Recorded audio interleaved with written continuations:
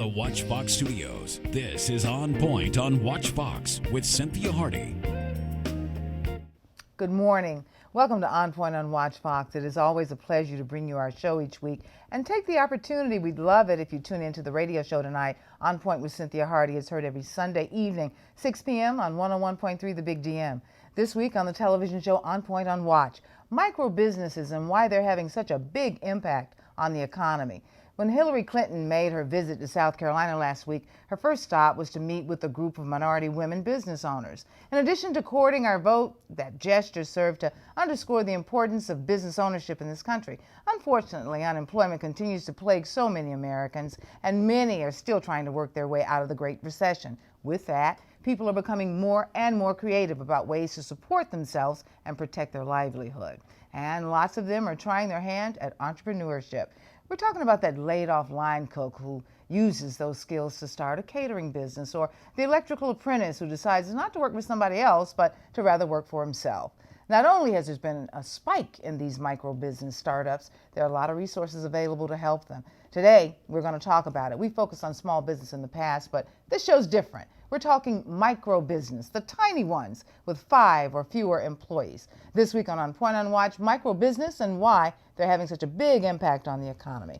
I'm with Brian McConchie, and Brian, thank you again. You guys have been really humping it in the newsroom these days. It has been a busy week, the last week, no doubt about it.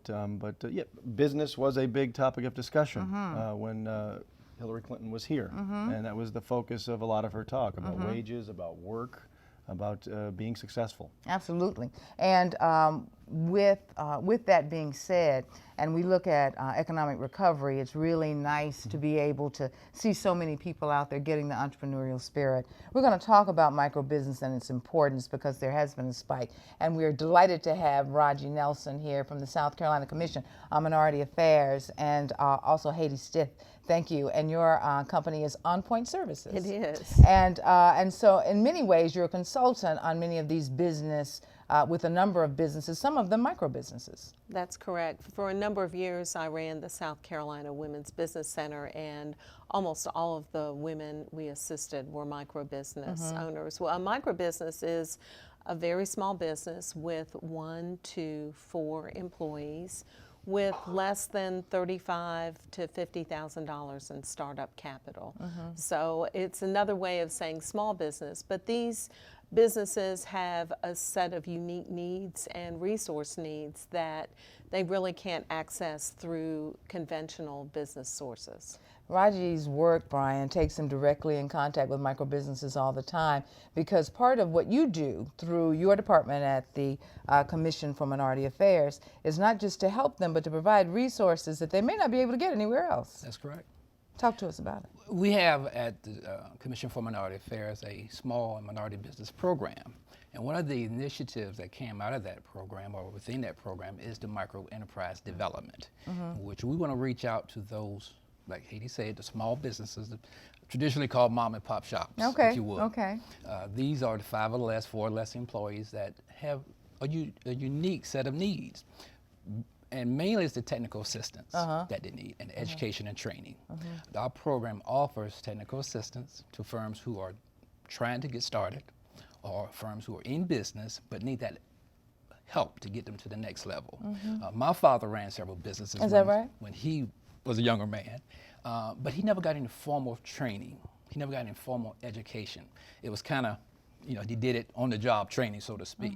This program offers someone like my father some education, some training, some technical support that will help make them that much more successful at what they're doing.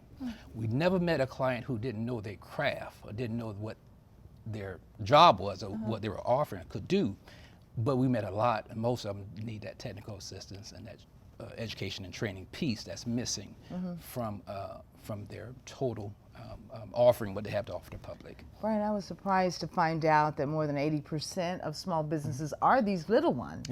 Yeah, that's surprising to me, because I always think about someone being in business having a lot of employees, but that's not necessarily the case. No, it could only be them. It could. And maybe just, as they've been saying, 1 or 2 others to keep the operation going. But he made the point, Rogie made the point that they're probably the best that they are in their craft, but that doesn't mean they know how to market the business, doesn't mean they know how to do the books, it doesn't mean they know how to make sure everything's right with the state and government in terms of taxes, and that's where folks like you come in. That's where the training that Rogie talked about comes in, or having a partner or someone who can help support you as you go into business to know what you need to do to make sure that the business is established and sustainable.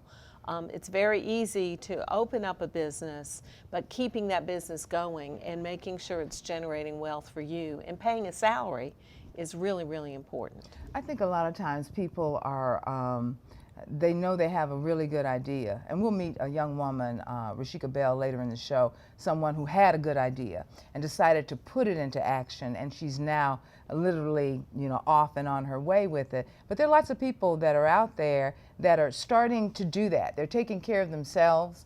They are sole proprietorships or self-employed is generally what some people will call themselves. And they don't realize that there's money out there that's available to them. As we close this segment, Haidee, give some advice to those individuals that are out there like that. Well, Rogie's going to talk about the conference that the Commission is sponsoring next month, which is a great opportunity for people to go to some workshops and learn about how to get financing for your business, how to write a one-page business plan.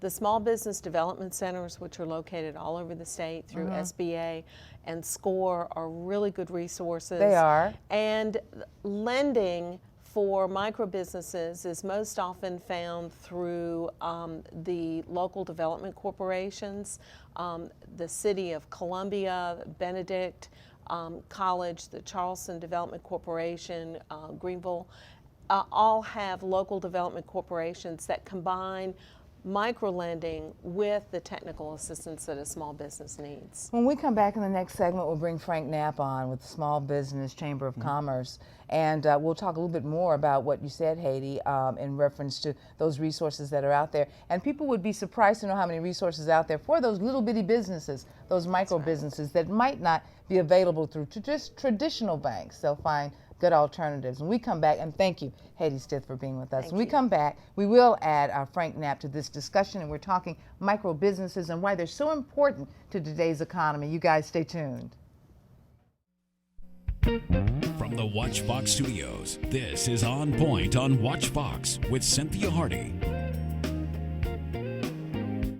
Welcome back to On Point on WACH Fox. Brian McConchie and I are talking about the significance of the micro business, those very, very small businesses that so many people out there are using for their livelihood. Yeah, I had a good discussion about that in the first segment. We had Frank Knapp, another voice from the South Carolina Small Business Chamber, and we always talk about just how very important small businesses are to our economy. We say it over and over and over again. I think that it almost gets lost on people. Yeah. Why are they so important? Well, all the emphasis we hear typically is about the big businesses that are coming to the state. You get the Volvos coming in, going to hire 4,000 people in the next 10 years, and you got BMW, and you got, get Boeing down there.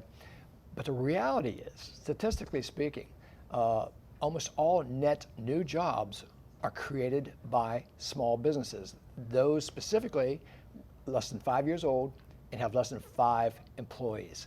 That's really where the growth in the economy will come from. And that's what makes talking about micro enterprise businesses so important. We need to emphasize what they can do, because they do play a very important part in our economy. And again, they don't get the attention that the big businesses get, but they mean a lot for local economic development. You're right, Frank. No big announcement. No. We open our micro We don't have enterprise. press conferences for the micro enterprise. No. But at the same time, and then the thing that is really exciting about this news, about this upcoming resource conference, is because there are funds that are available for small businesses, these micro businesses, and many people don't know that. Let me tell you why. You've been to the bank, you're a micro business, and you've gone the traditional route of applying for a loan. You take your business plan, all that stuff, and you still don't qualify because there are set criteria there, and some of that stuff you don't meet. But there's some specific exceptions for micro businesses. Well, what people have to understand is there are a lot of different avenues for attracting capital. and you don't give up just because you got turned down at a bank. You know, the bank has their rationale for why they make the decisions that they do. But there are more opportunities out there. What we're missing in the state is we're missing a comprehensive listing of all those opportunities to access capital. Actually, our Small Business Chamber of Commerce is working with University of South Carolina as the School of Business to try to develop such a comprehensive website so that people, when they're looking for capital, don't have to recreate the wheel. So we're working on that issue. Pretty good idea there. That's you know, a fantastic because idea. yeah, because without the capital, we won't, you know, we just won't succeed. And there are micro business programs specifically for micro businesses, micro loans, that will, for firms who cannot qualify for the traditional commercial bank loans, may qualify for these loans. And it's mainly an issue of a lot of times collateral and credit. But these micro loans will take non-traditional collateral as collateral to secure a micro loan. And that's, I heard someone say, take a diamond ring or a good watch. Seriously, as collateral, because I can't go into a traditional bank and say, can you take my $25,000 heirloom here and hold it as collateral for this loan? They say, no, it has to be in the bank. Right. And what has happened is that a lot of people lost during the downturn of the economy their major asset, which was the house. Which a lot of banks, when you want to get a loan, they want to see that type of equity or that type of asset. Well, microloans may not need that size of a large loan. They may need $10,000, $15,000, or $25,000 to open up a storefront.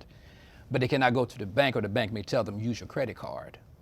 We can't give you a personal signature loan for that amount. But a microloan program is specifically designed to assist them in those areas. So the collateral may be something non-traditional, like a diamond ring or a vehicle or the assets that they're actually purchasing for their business.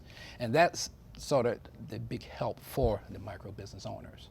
Very timely is this conference that Rogie has coming up, because he's bringing in people like you who work with small businesses, micro businesses, and also people like me, people who own micro businesses, and all of that resource is going to be in one place. How exciting. Well, it is exciting, and congratulations to Rogie and his operation for pulling this all together. It is something that is needed to help entrepreneurs and small business owners who want to grow get access to people who have knowledge, and they can take, sit in some classes, and a lot of it's networking also. Oh yeah. Because that's when you really find out who is out there who can help you. So this is going to be an important conference. You know, Reshieka Bell is coming on later in the show. She's got that business. When I mentioned her name earlier, you knew her. She's a networker. Reshieka and I got to know each other before. Well, this was sort of a concept in her mind that she wanted to do this very innovative type of business, and we talked about that, and we talked about how she was going to develop the financing for that. And I'll let her tell the story. But the point of the matter is that she persevered. She used her own capital to get it going, and it is now going. And I believe that she's actually in the black now, which is a struggle for small businesses to do it. But that is the way that entrepreneurs can be successful. They have to devote it. It's 24/7, 365 days a year. They have to be willing to work very hard and to give up some personal life. But it can be done, and it's to be honest with you, it is really the best way to accumulate wealth in your family is to own a small business. When we come back, that's what we're going to focus on, because a number of people like the ability to control their own wealth. And so financial independence is something that you can only achieve through entrepreneurship. Frank Knapp, thank you. And thank you for your wealth of information. We come back. Michele Dugar is with us as well. And Michele was my professor in the Next Level class through the City of Columbia. Lots of good information, and she planned this conference. We're going to talk about it and how you can participate. We'll be right back. From the WACH Fox studios, this is On Point on WACH Fox with Cynthia Hardy. Hi, welcome back. We're talking about micro businesses and why they're having such a big impact in the economy. And we want all of those folks out there that are either operating a micro business or thinking about operating a micro business to know that there are lots of resources here in the market that they can take advantage of. Well, it's a big decision to go off on your own, and you're good at what you do, but there's the little things that you might not be so good at that come along with the everyday activities of running a business, and that's what can put a lot of people away. Absolutely. It really can. We welcome Michele Dugar. Michele Dugar is one of those experts. Michele doesn't just do it, but she teaches other people how to do it. I do. And I want to, yeah, she says I do.